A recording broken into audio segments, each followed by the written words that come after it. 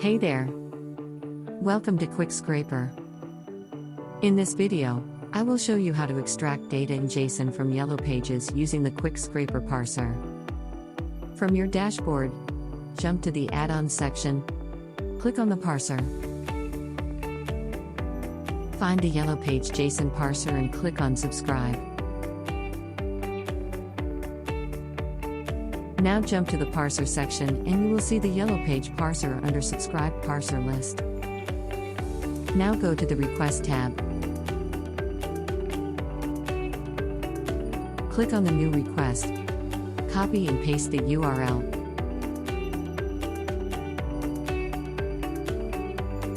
And select the YellowPage parser from the list and click Parse. Here you can see the data has been extracted successfully from the URL. Thanks for watching this video.